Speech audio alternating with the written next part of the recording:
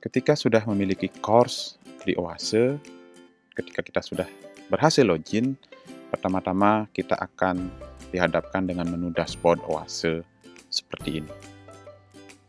Di sini akan ditunjukkan course terakhir yang kita akses. Bisa saja di sini kosong karena kita belum pernah mengakses course. Terus di sini akan muncul course-course yang kita ikuti, baik sebagai manager maupun sebagai student. Paling simple, kalau kita ingin mencari course yang ingin kita kelola, kita klik My Course. Di sini akan muncul list course yang kita ikuti. Saya contohkan, matkul tes Oase A kelas A yang sebelumnya saya daftarkan di SIMA NG.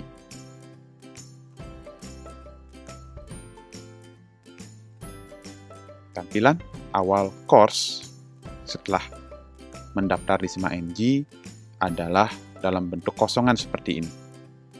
Akan ada 4 topik default yang diberikan oleh Oase dengan belum ada konten apa-apa. Yang pertama perlu kita perhatikan di sini adalah tombol gerigi merah ini atau tombol course management, karena semua navigasi bisa dilakukan dari tombol ini.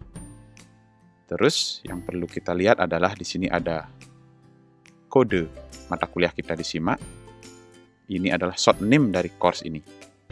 Jadi kita lihat ke dalam gerigi merah ini saja. Di sini akan ada banyak pilihan menu. Ini adalah aktivitas yang kita lakukan. Karena belum ada, di sini akan masih kosong. Nanti ada tugas, kuis, forum, dan lain sebagainya di sini. Ketika kita memiliki kuis, kita akan membuatnya di question bank. Badges ini dipakai biasanya untuk gamification. Nah, kita masuk ke course setting saja. Kita klik edit course setting.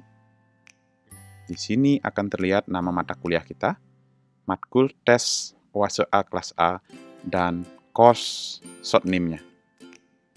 Di bawah akan ada course ID number-nya.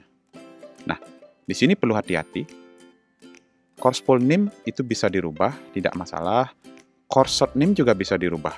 Untuk mempermudah navigasi kita di luar nanti, mungkin ya bisa disamakan misalnya dengan course full name-nya. Atau dibiarkan saja, karena course short name ini tidak boleh sama dengan course yang lain yang ada di Oase. Sedangkan course ID number itu harus dibiarkan tetap, tidak boleh diganti, karena ini adalah pengenal course Anda di SIMA. Kita bisa menambahkan deskripsi mata kuliah kita di sini, kita bisa menambahkan gambar di sini. Apabila sudah selesai, tinggal diklik Save and Display. Nah, ketika kita mendaftar di SIMA, kita akan langsung diberikan mahasiswa yang ada di SIMA NG. Itu bisa dilihat juga dari tombol course management ini, bisa dilihat dari tombol participant. Di sini terlihat ada saya sebagai manajer dari course ini dan ada 2 mahasiswa sebagai pesertanya. Di sini kita bisa memeriksa apakah semua mahasiswa yang terdaftar di SIMA di kelas kita apakah sudah masuk ke Oase apa belum. Apabila mahasiswanya tidak muncul di sini, ada kemungkinan bahwa mahasiswa tersebut belum pernah mengakses Oase. Karena hanya yang sudah pernah mengakses Oase saja memiliki akun di Oase dan akan langsung dimasukkan ke mata kuliah kita. Jadi, apabila ada yang bertanya, kenapa saya belum masuk? Kenapa mahasiswa saya tidak ada? Tanyakan ke mahasiswanya apakah sudah mengakses Oase apa belum.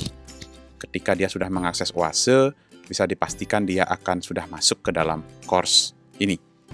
Namun, apabila sampai ada case, ternyata mahasiswa yang sudah masuk ke Oase dan dia sudah memiliki akun Oase ternyata belum muncul di kelas kita, itu solusinya kita bisa menambahkan secara manual mahasiswa itu. Mungkin ada kesalahan di sistem yang menyebabkan mahasiswa itu tidak masuk ke dalam Oase, tapi ini jarang terjadi. Paling hanya 1-2 case saja dari sekian mahasiswa.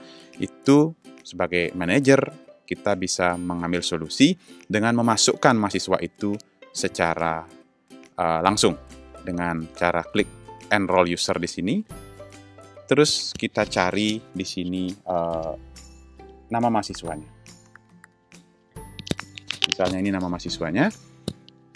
Nah, ketika kita cari dia ada di sini, berarti memang dia sudah masuk ke OASE.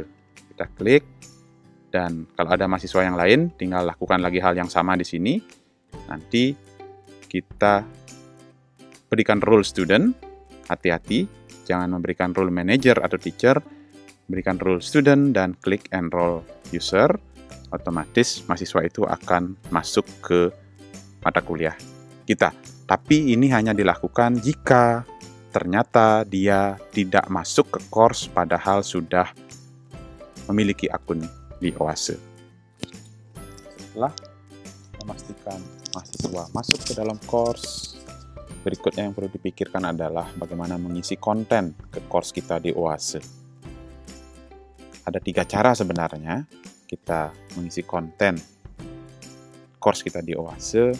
Yang pertama adalah kita sudah memiliki konten di mata kuliah yang kita ampu mungkin pada semester sebelumnya atau pada tahun sebelumnya yang sama-sama dijalankan di OASE. Jadi untuk itu kita tinggal mengimport saja konten-konten assessment ke dalam course baru kita. Cara yang kedua, ini sebenarnya mirip. Kita mungkin sudah pernah mengelola course di learning management system lain, tapi yang juga menggunakan platform yang sama yang dipergunakan di OASE, itu platform Moodle. Yang di UNUD kita pernah punya yang namanya elearning.unud.ac.id maupun mock.unud.ac.id. Konten-konten di course kita di kedua LMS tersebut bisa kita restore ke course baru kita di OASE. Nah, yang ketiga tentu adalah dengan secara manual mengisi materi-materinya menggunakan fitur-fitur activities or research yang ada di OASE. Nah, untuk di video ini akan kita tunjukkan opsi yang anggap saja kita sudah pernah mengajar mata kuliah semester sebelumnya, sudah ada materi-materinya, sudah ada assessment-nya, kita tinggal mempergunakan itu lagi dengan mahasiswa yang baru di semester ini. Jadi, course yang kosongan ini bisa kita isi dengan course kita di semester sebelumnya atau di tahun sebelumnya yang juga kita jalankan di OASE. Saya akan contohkan di sini, misalnya di semester sebelumnya saya menjalankan mata kuliah, misalnya saja adalah Certificate Training on Distance Learning ini. Jadi di sini sudah ada deskripsi mata kuliahnya, sudah ada topik, sudah ada materi, sudah ada assessment. Nah, ini akan saya contohkan untuk dipakai di mata kuliah baru yang masih kosongan tadi. Jadi, kita kembali ke course yang kosongan tadi. Kembali dari My Course, matkul tes A kelas A yang tadi masih kosongan. Nah, di sini kita akan cari mata kuliah yang tadi. Caranya sederhana saja, kembali ke tombol gerigi merah di course management ini. Menu yang kita pakai adalah menu import.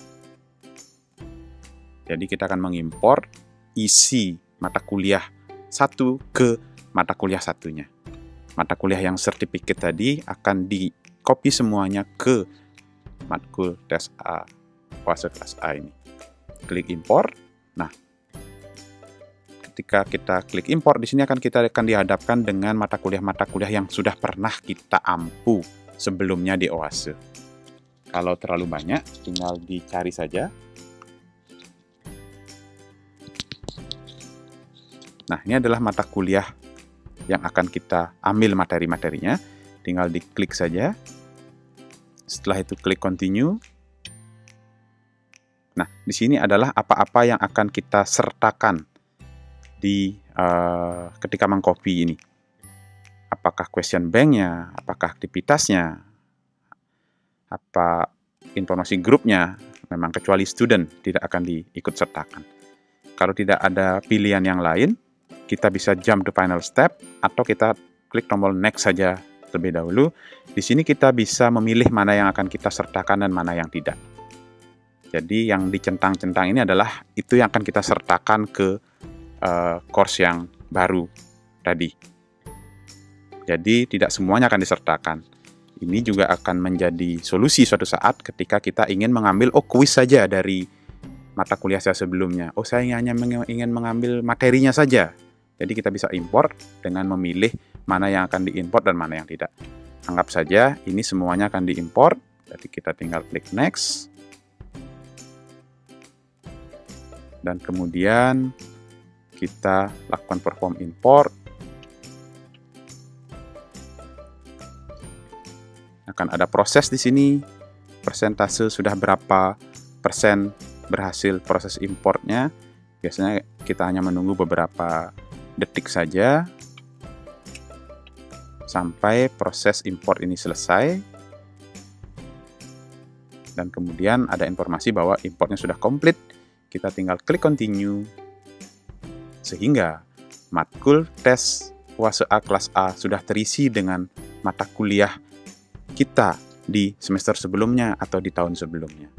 Ini adalah opsi yang bisa kita lakukan ketika kita sudah punya mata kuliah sebelumnya, strukturnya sudah ada, materinya sudah ada, asesmennya sudah ada, tinggal nanti kita mengganti-ganti tanggalnya saja.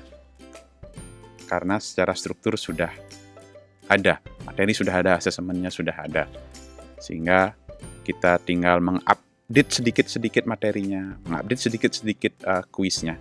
Itu adalah ketika kita sudah punya mata kuliah sebelumnya.